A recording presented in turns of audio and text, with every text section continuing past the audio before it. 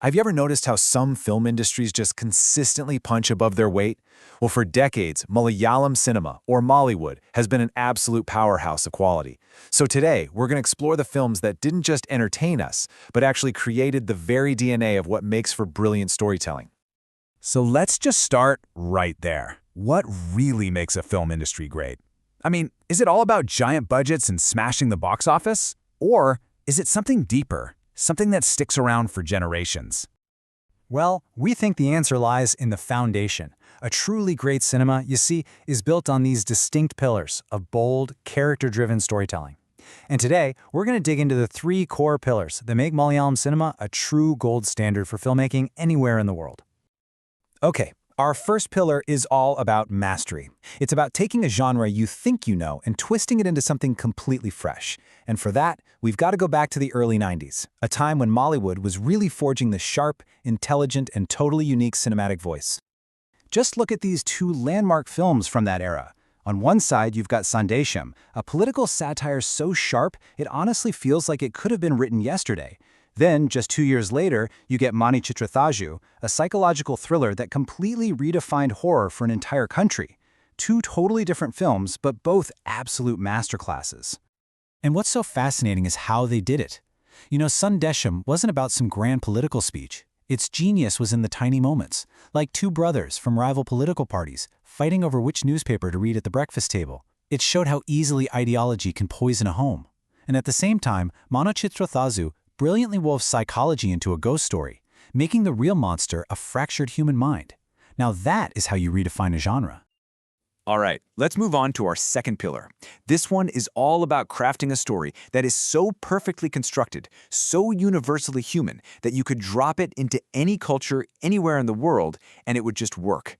It's about creating the perfect blueprint. And no film embodies this better than the 2013 thriller Drishyam. The premise alone is just captivating, right? A simple cable TV operator who is obsessed with movies uses cinematic plot points to build a rock-solid alibi for his family. This puts him in this incredibly tense, high-stakes battle of wits against the entire police force. But here's the really clever part. The script is a masterclass in how to build a narrative. George Clooney basically becomes the writer and director of his own real-life thriller movie. He's weaponizing his knowledge of story structure and misdirection against everyone chasing him. Every little detail, every alibi, it's a plot point he's literally borrowed from the movies he loves so much. And the proof that this blueprint is perfect? Well, it's undeniable.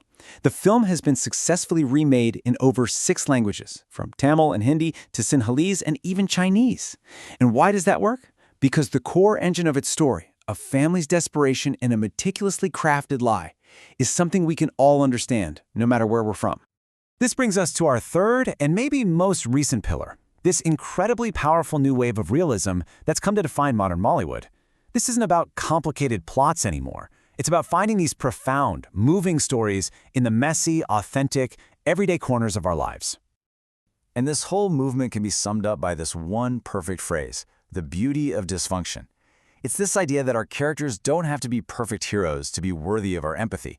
In fact, it's their flaws, their brokenness, that actually makes them beautiful. And the absolute gold standard for this has to be Kumulangi Nights. This film is like a quiet revolution on screen. Instead of macho heroes, we get 4 broken brothers living in this rundown house, just learning how to care for each other. The film doesn't just talk about mental health, it shows us what it feels like.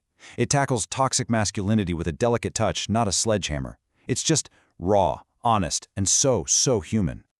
So, there we have it. Genre mastery, the universal blueprint, and raw realism.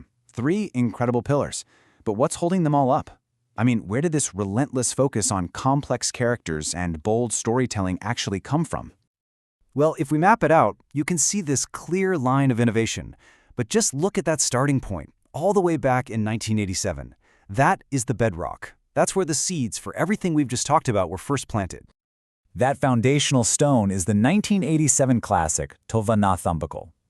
Decades before it was cool, this film gave us a main character who lived a double life, a simple, quiet man in his village and a totally different person in the city. It showed his relationships with 2 very different women without judging him, focusing instead on their emotional truth. This revolutionary commitment to character complexity, that's the wellspring from which all these other pillars have drawn their strength. So there you have it. The Mollywood gold standard, it's not some happy accident.